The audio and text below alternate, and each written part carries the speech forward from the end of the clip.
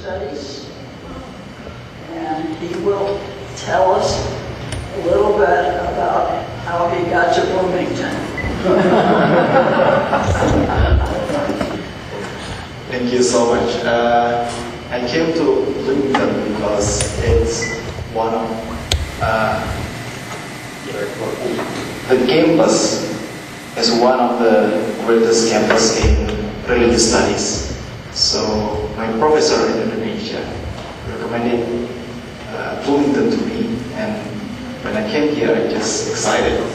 A lot of bright people, a lot of great scholars that I can study with.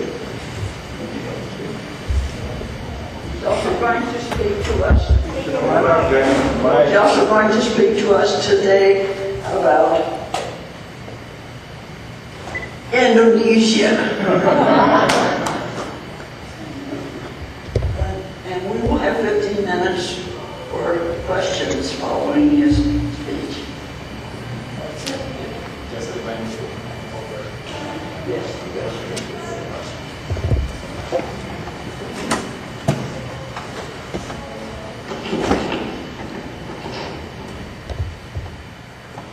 Thank you very much, ladies and gentlemen.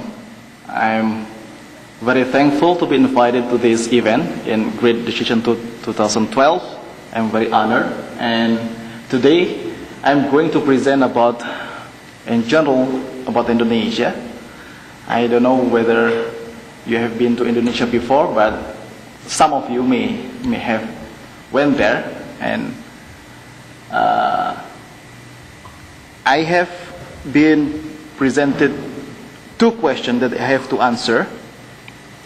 First of all, how can Indonesia continue its path of growth, reform, and prosperity? And second one is, what is Indonesia's role in the global community? But before I'm going to answer those two questions, because maybe some of you not knowing what Indonesia is or what is the history of Indonesia. I'll also be going to present about little bit briefly about the history of Indonesia and what did Indonesia go through during economic and political crisis.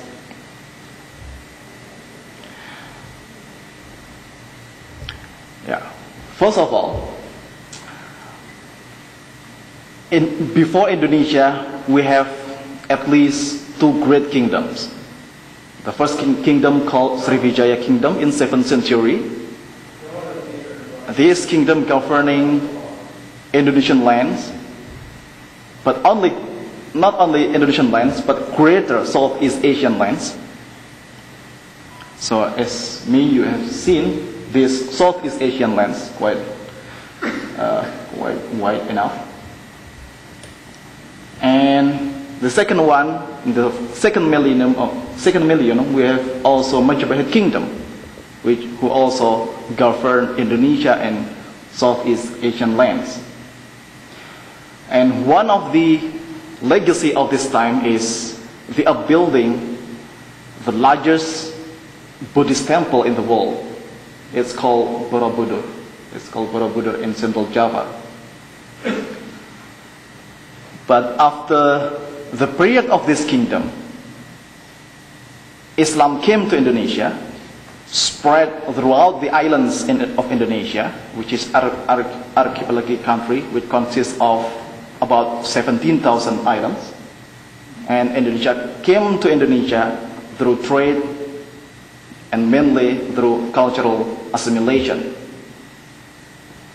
After the coming of Islam, European colonial countries came to Indonesia to get, for example, one of the main good taken from Indonesia is spices, as Jane mentioned earlier,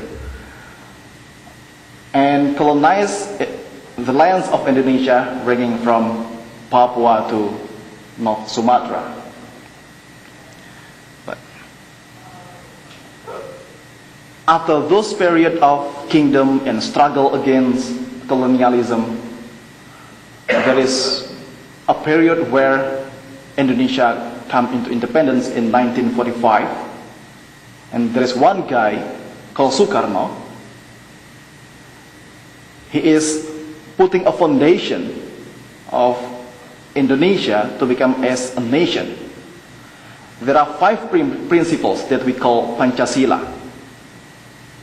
consisting of theism and civilized and just humanity, national unity, democracy, and social justice.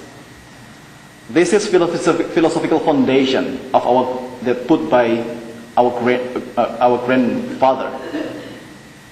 And fortunately, this is sufficient enough to unite people from those 17,000 islands to become one nation called Indonesia. And one of the great legacy of Sukarno at the time was in international level, he held Asia-Africa Conference in 1995 in Bandung in West Java. This conference later on inspires countries from Asia and Africa to unite together as developing countries and to become independent, which is neither aligning to West Bloc or East Bloc during Cold War. The major initiative is taken by Sukarno at the time. But although politically Sukarno was quite successful in building Indonesia and to be active in international role, and economically is very poor. Illiteracy is everywhere in Indonesia, and inflation is just going down and down and down. What happened then, one guy called Suharto tried to recover the economic growth in Indonesia beginning in 1966. He invited foreign investors to come to Indonesia to build the nation economically, and it was quite successful. But then the growth of economy is centered only in Suharto circles. It's not going down to the people in his Suharto and his cronies. And he maintained political authority as well. So in addition to his legacy, in addition to the economic growth in early period, but later on, he is also associated with responsible for great corruption everywhere in Indonesia. Dictatorship, human rights abuse. Unfortunately, this guy at the time was supported by American administration, who give more and more money, who give more and more political support to Suharto. This in national legacy. In international legacy, Suharto is quite strong, not only in Indonesia but also in Southeast Asia. So he continued his leadership in ASEAN, we call it. It's abbreviation of Association of Southeast Asian Nations.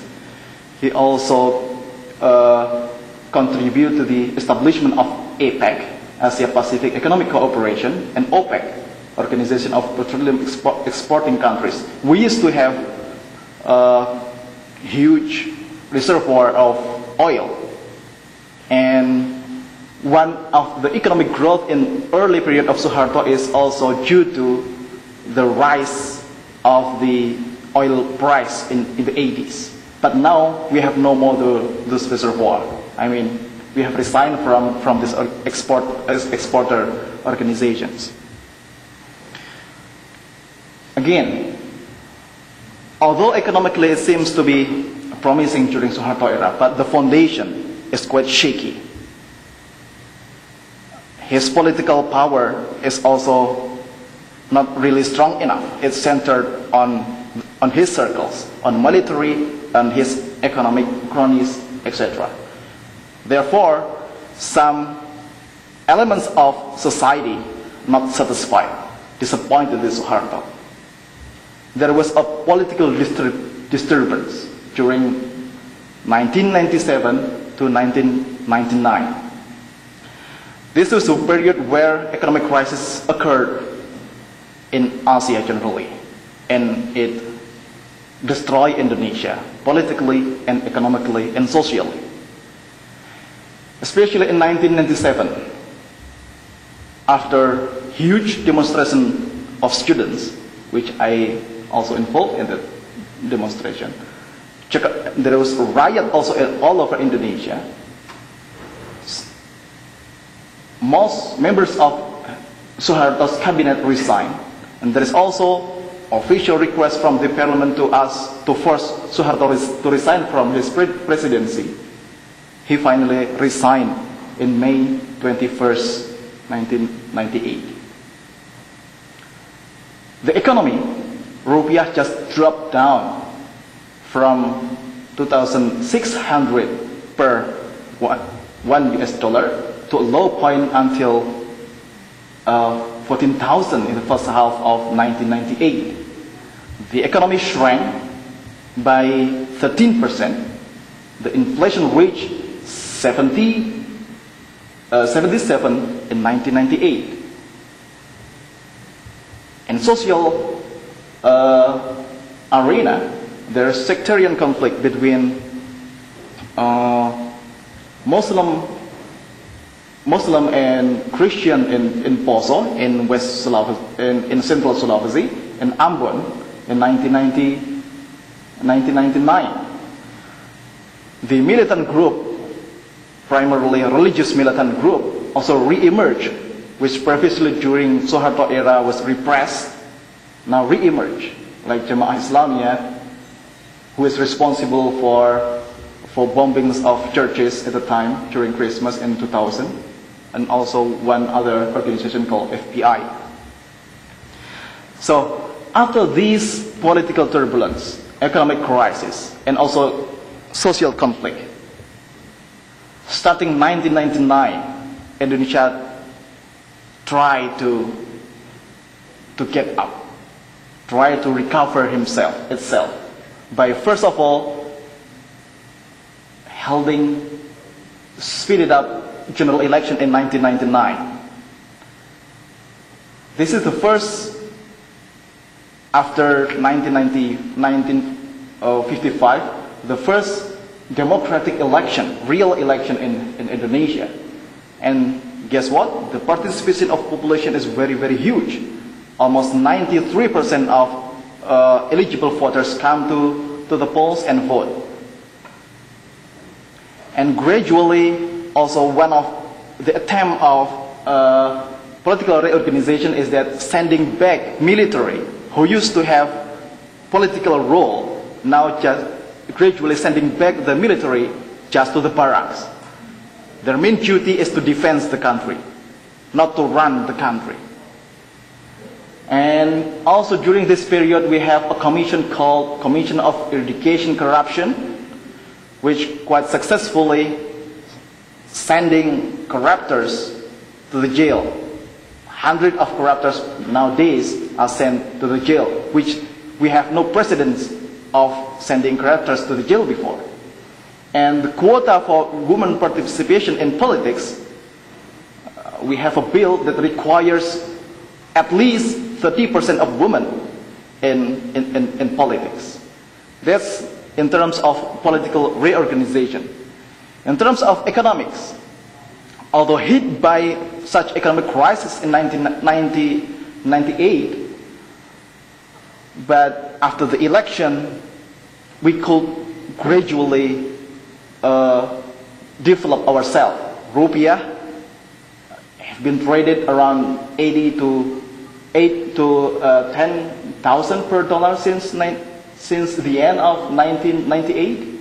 Economic growth gradually accelerated to about 5% in 2004, largely to domestic consumption. And GDP is also growing around 234 billion US dollar in 2004. Inflation rate is going better, around 5 to 6% in May 2004. And social conflicts in some areas also can be resolved by the agreement, Malino Agreement in 2001 and 2002. Series of terrorist attacks that attacked Bali, if you probably remember, in 2002 there is a huge blast in Bali that killed several people from Australia, from Indonesia, and from all other countries, have been brought to justice, some of them even given death penalty. And we have also quite strong civil society organizations. NU and Muhammadiyah is two of most influential religious-based civil society organization in Indonesia, who also contribute to the development of Indonesia. So after the period of transition until 2004, the beginning of 2004, we have another election. Our president was elected directly by people, not used to be by parliament.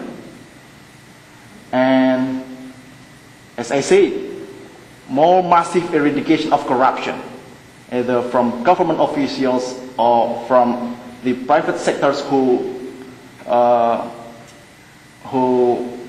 cooperate or with government officials, sent to the jails. And we have been spending 2,000% of our budget for education, which is quite significant and important.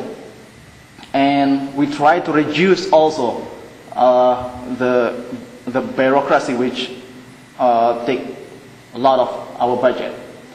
In terms of economic, it continues to grow from 5% in the transition period. Now we have around 6.3 till 6.5% in between 2012 and 2011, 2012. We now in Asia is the third fastest growing economy in the group of 20, under China and India. And our GDP is also going up until 200 billion US. This is the largest GDP compared to second Thailand, for example, who is only around 280 billion US dollar. In terms of social development, we used to have a long problem also with the separatist movement in Aceh, near to Medan. And it was resolved by peace agreement. Until now, there is no more separatist movement in Aceh in 2005. The series of terrorist attacks also resolved. I mean, their perpetrators brought to justice, their leaders even killed during the raid, and there are a lot more civil society organizations could participate in public policy making process. But apart from that, for the future, the good news from us is that we also maintain the growth rate of our population quite well. So nowadays, we have 60% of our population, which is around 250 million people, is under 39 years old. And 50% of our population is under 29 years old. That's quite a promising demographic profile.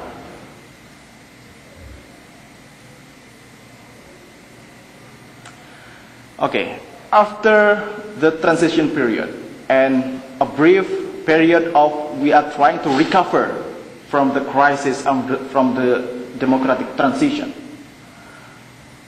what Indonesians expect to play in the global context? First of all, we need to continue our leadership role in ASEAN. We will build up ASEAN community, which is much more homogeneous, much more glued rather than Europe Union. We have no history of conflict and wars among Southeast Asian countries. And also Southeast Asian countries is much more acceptable to China, for example, to deal with China, to deal with Russia, also to deal with U.S. Government. In terms of economic, we continue our active involvement in G20, which is industrialized and developing countries.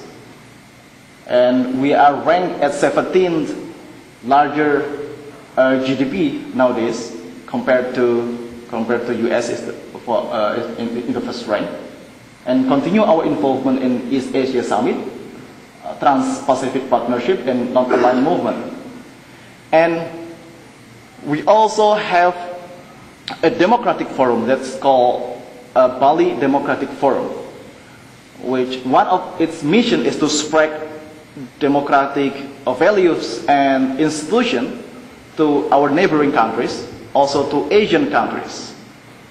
Why it is important? Because we also want to share our experience how to move from authoritarian government to transitional democracy and to become more democratic country like now. And this forum is very useful for Egypt, for example, who just ousted their dictator regime, Hosni Mubarak. They learned a lot from Indonesia how to build institutionalized democracy. And democracy that was promoted by democracy forum is not imposed by the external countries, but is try to find the home ground democracy, the indigenous values that are compatible to democracy. And also we continue as the largest Muslim population interfaith dialogue among religion, among civilizations in the globe, and with European countries, with Pacific countries, with Asian countries. And we also want to be more involved as largest Muslim country in the world and the largest democratic country in the world to be involved in conflict resolution, especially in the Middle East. In terms of economic growth, in the future, we need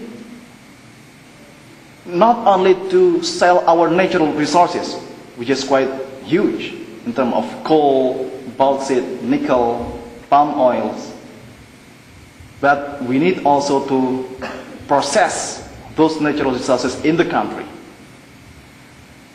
As I said, we have a quite good democratic profile, but their education is not really good. So, first of all, we need to invest education to those around 60% of population, so that they have enough capability and skill to process those natural resources.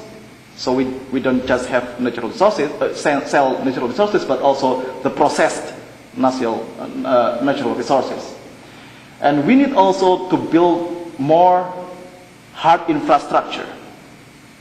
China used to learn from us in the 90s how to build highways, but now they have more highways than us. We need to build more highways, railroads, and also power generations. In terms of social level, yes, the top 5 economy in the world right now is US, China, Japan, Germany, and France. But they have a demographic problem. I mean, their demographic growth is quite low. So it's predicted that in the next 10 years, for example, the unproductive age, which is indicated by 60 years old and older, is quite huge in those countries. In China, for example, they have probably around 6 million unproductive age in the next 10 years. In Indonesia, fortunately, we maintain the demographic profile. We still have around 60% of our population who are under 39 years old, which is quite productive. if we can install enough capabilities, enough skills, enough knowledge, we are quite confident that our economic growth continue to be faster and faster, and our political stabilization is also keep performing good, and our social transformation is also going well. One of our realistic wish is that we want to produce more PhDs to educate our people. Compared to China and India, they have around 500,000 PhDs nowadays. Compared to Indonesia, have only less than 20,000 PhDs. It's quite unfortunate, but Indonesia need to have more PhDs, sending them more to more good universities in the world to have necessary knowledge and skill to build Indonesia. Back to our previous early question, how can Indonesia continue its path, growth and reform and prosperity then? Yes, Indonesia needs more to reform its political institution, its bureaucracy, especially in the aims of radically eradicate corruption, which is still growing, still everywhere in Indonesia right now. But the tendency in the next few years is better. I mean, more corruptors sending to jails, and we will have less corruption in Indonesia. And investing more in education and infrastructure, as I have said, because the demographic profile shows that we need more education to develop our countries. And more also importantly is that building more entrepreneurs. Imagine if those 60% of population can run the economy. And also, more importantly, become more tolerant, civilized, moderate society. And we are fighting against those militant and radical groups who are also still trying to shake the unity of the nation.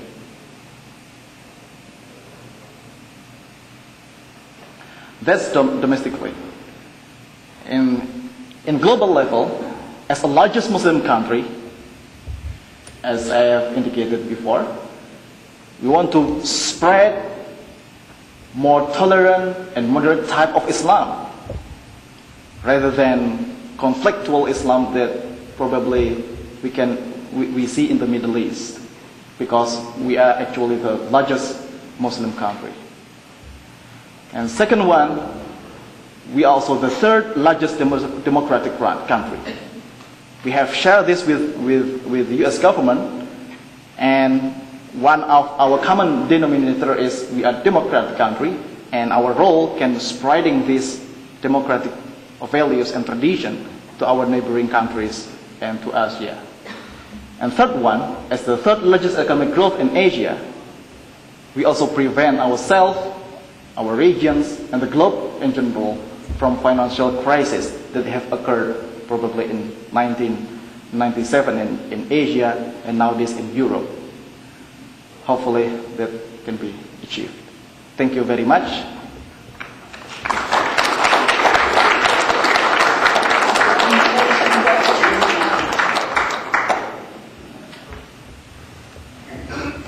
Thank you very much. You're quite right in your assumption that probably most of us, and certainly I, needed a lot more basic information. You made that wonderfully clear. Thank you. I have a couple of questions.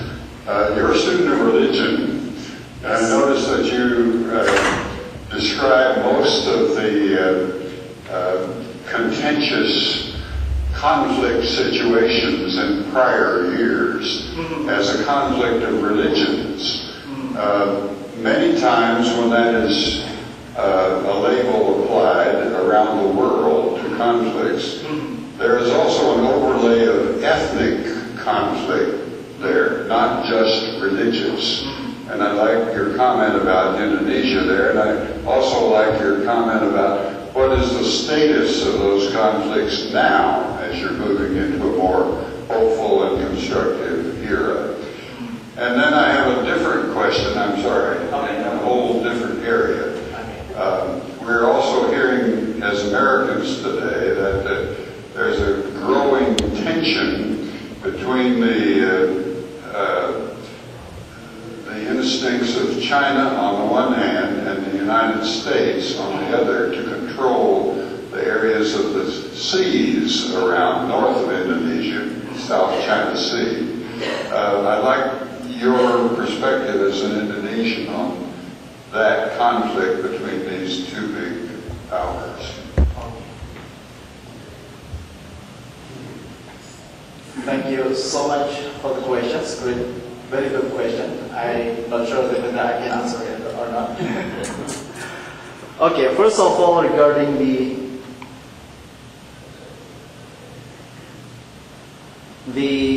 sectarian conflict, I mentioned earlier is triggered by a religious motive, and you mentioned it's probably not only religious, but also ethnic or political. What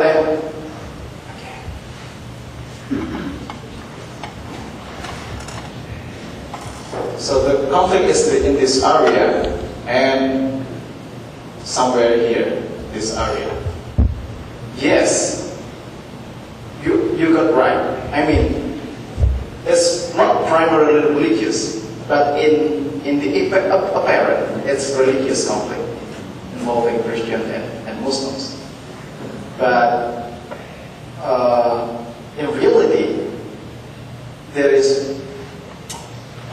used to be growing movement of separatist movement in this area called RMS. They want to be independent, and this movement was repressed during Suharto era. So after the collapse of Suharto in Jakarta, they re-emerged. This movement re-emerged using religious motives.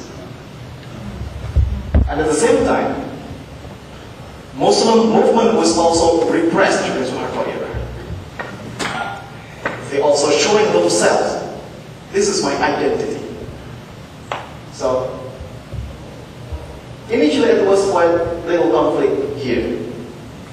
But then, it became huge because some other forces sent from Java to this island. So it's more political conflict rather than religious conflict, actually. Yeah. And here also. So by the time when the institution of democracy become more stable, become more reorganized, the conflict elements here involved in democratic process. Although there was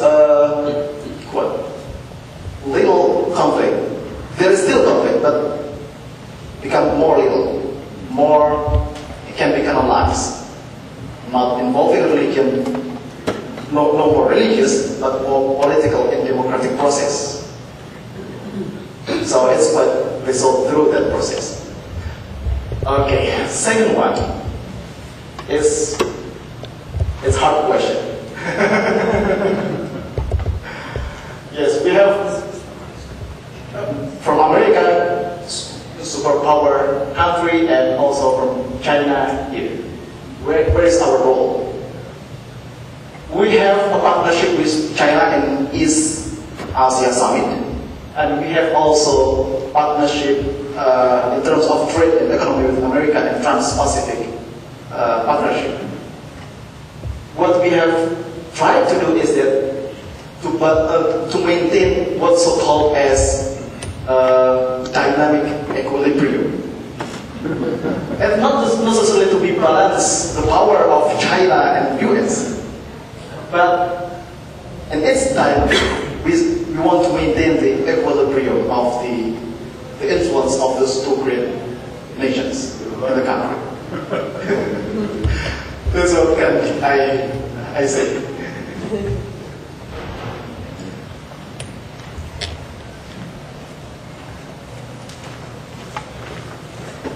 Thank you. My niece was in Indonesia for a couple of years in the 1990s with her husband working for Boeing. And what floored me then was Indonesia was the fourth most populous country in the world, and I'd not even really heard of it. I have now, but is it still the fourth most populous country in the world? Yes. China, India, US, and then Indonesia. Yes. And how can you be united with all of those islands? You might come in, and which island did you come from, and a little bit about yourself, childhood. Okay, thank you. Great question. One of the factors why we are not quite known by Americans is that because we are not colonized by Anglo-Saxon countries, as opposed to Filipino, for example, or Vietnam that we have went there for the war. But yes, we still have fourth most populous country in the world. And as you see, instead these seas, instead of dividing us, it's actually glue us as a country.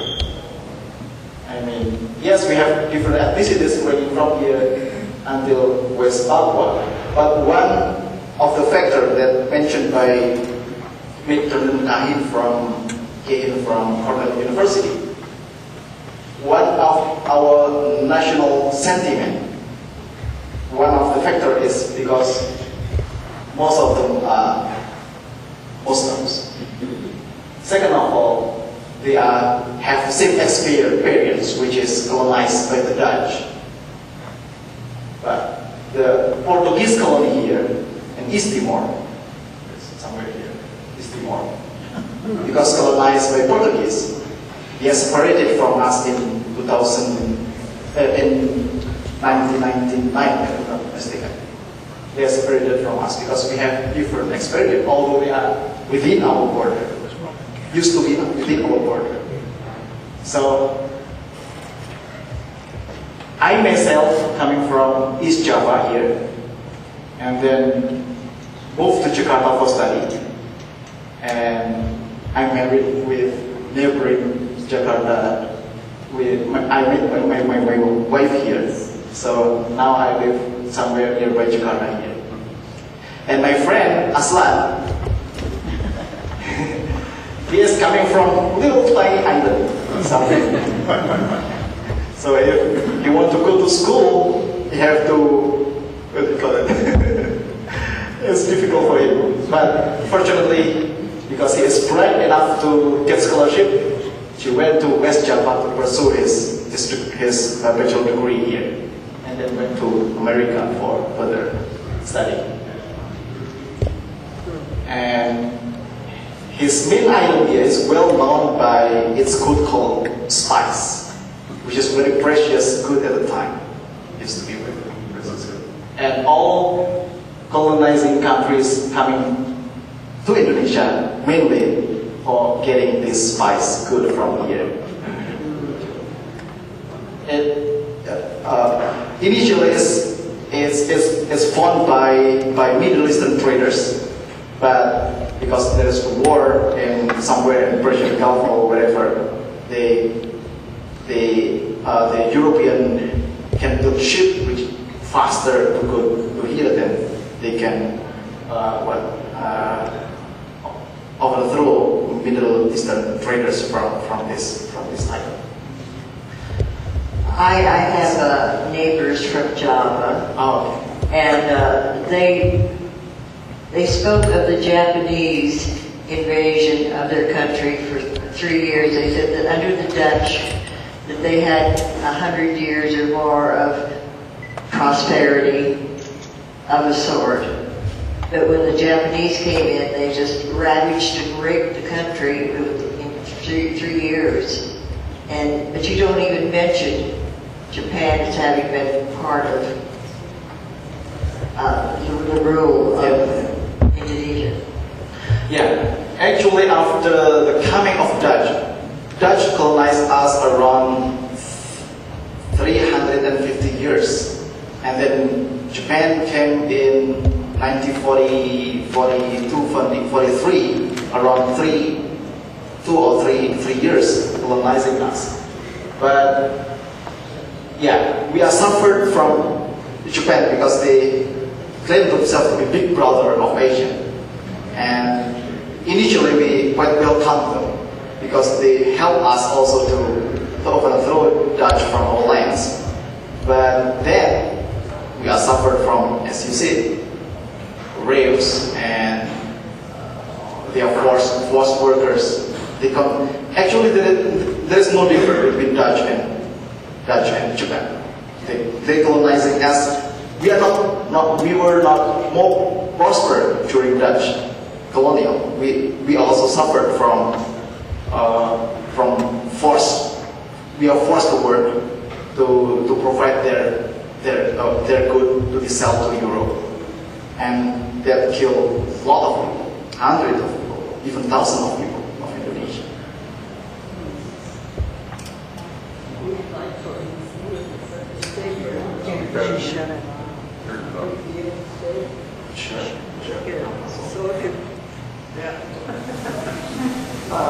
If you have further questions, you can find answers within at lunch.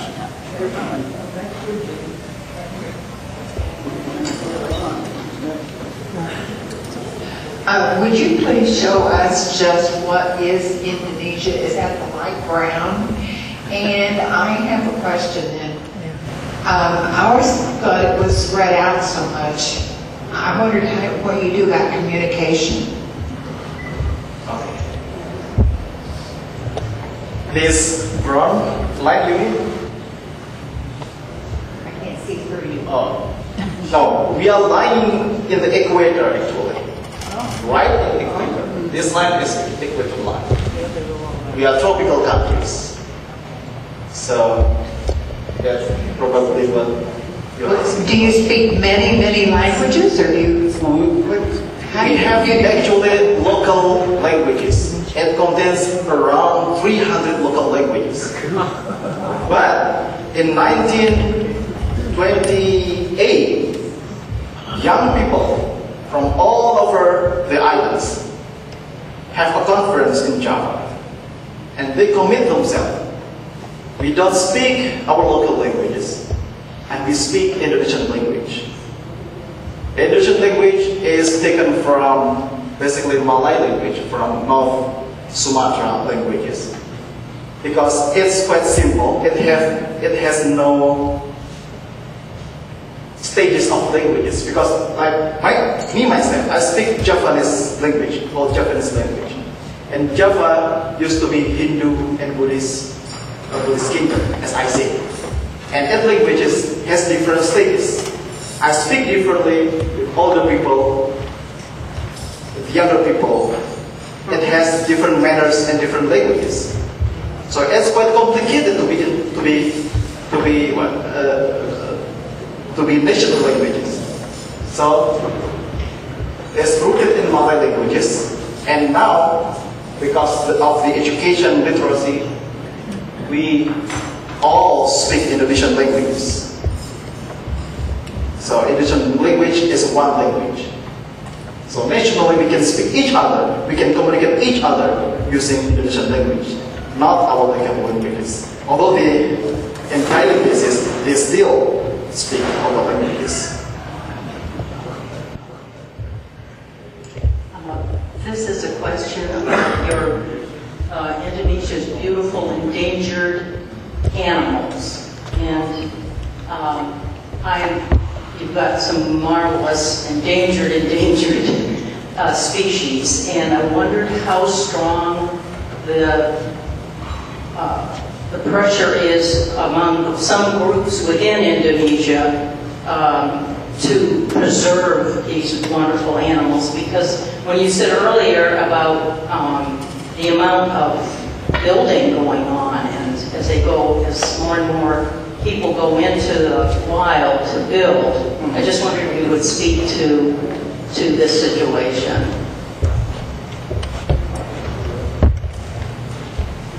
can you mention that you know of what kind of wild animals or dangerous animals that you have in mind? You've got tigers, you've got several different Yes. indigenous animals Yes, that, yes. and almost every country's having problems Sure. preserving them, and I just wondered what was happening, because it is a big problem within Indonesia. Yes. Okay, I would like to invite my friend for this answer. He is expert in this area. Yes.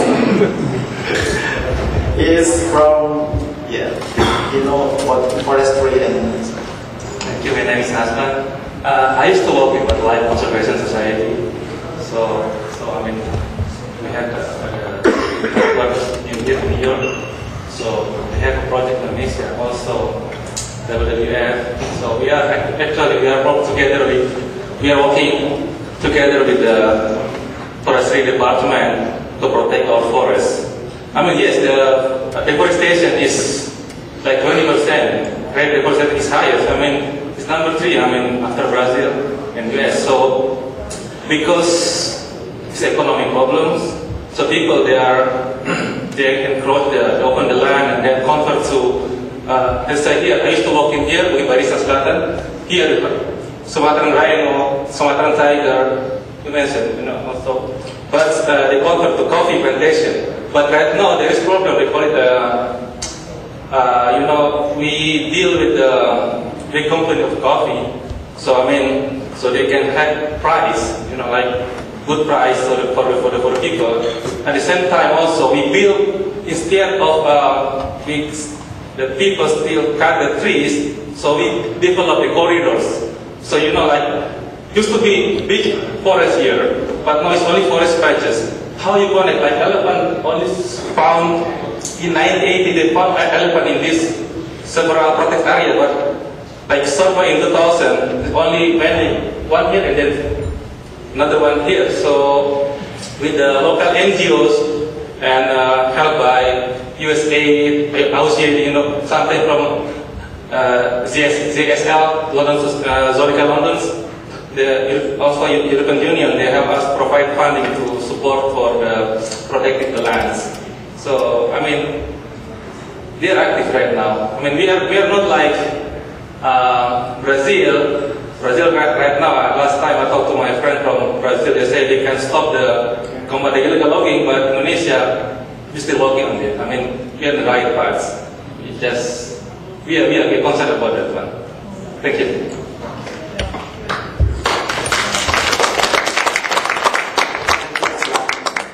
I am wondering what plans Indonesians have made for this prediction of a rise of sea level with all those islands that might present problems, I'm thinking. I'm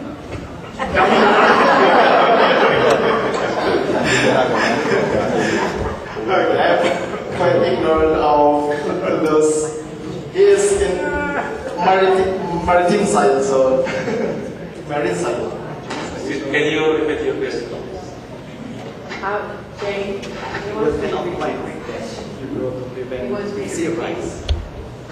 with global warming, the prediction of a rise in sea level, I'm wondering how that will affect all those islands in Indonesia and if there are some plans made to deal with that. I think right now there is no significant effect for Indonesia. I mean, the only thing we know after the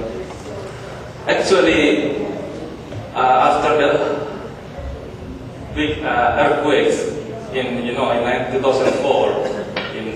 the island is moving little from this. They are not going down, but they are little this. Big tsunami. Big tsunami. So after big earthquake, I mean, in global warming,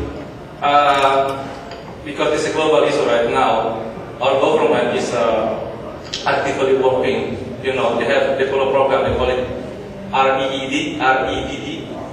So, reduction of deforestation and forest degradation, so to reduce the emission from global peatlands. We have peatlands, big peatlands, but in this area.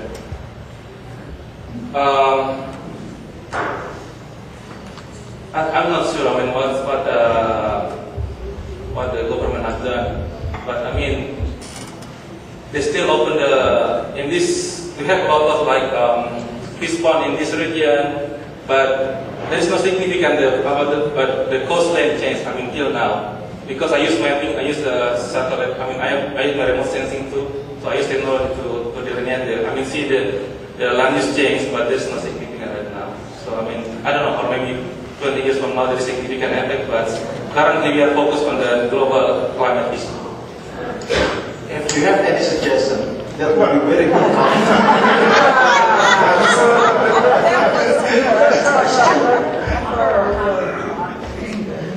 I was wondering if your country has a problem with terrorists or Al-Qaeda trying to train people in secret places. Okay. That problem for you as well as most of the world, I guess. Sure. We have here is Bali was hit by huge bombing twice in 2012 and 2005. And the terrorists who attacked these sites targeting Australian Americans, who was quite huge at the time, is a Southeast Asian branch of Al-Qaeda type, although not necessarily connected with Al-Qaeda, but its ideology is quite similar. They were marginalized during Suharto era. They are suppressed during Suharto era. So the head of, we call them as Jamaah Islamiyah organization, because they are suppressed in Indonesia. They went somewhere here in Mindanao, in Filipina. And they went also to Kuala Lumpur. But after the fall of Suharto, they come back, train people somewhere here in Aceh, and targeting people in Bali, in Jakarta as well. We have more than 3 times huge bombings in Jakarta as well. But with quite powerful and efficient police officers, all these actors brought to justice. One or several of them sent to death. And the leaders who are actually Malaysian terrorists, 2 of them, the leaders were killed in 2005 and 2009. Now we have no more such kind of huge terrorist threat. But what we are considering right now is the emergence of low, what do you call it? Not really big threat, but low threat of religious militants. Sometimes they go after a public event which is considered not religious enough. Like nowadays, I don't know whether you know Lady Gaga or not. Lady Gaga, one American actress. She will come to Indonesia in June 3rd. But there is one quite powerful militant group trying to prevent her from coming to Indonesia because of its religious affiliation, which is worshipping Satan, that they call it. So it's still tension. There is still tension between those militant groups and our democratic institution. But in general, Muslim leaders, religious leaders are trying to educate these kind of radicals to become more tolerant, to become more knowledgeable of their own religion. Because most of the members of this militant group, not necessarily knowing religion much, but they are more political because they are disenfranchised, they are marginalized during the Suharto era. That is their main motive. Thank you very much. Thank you.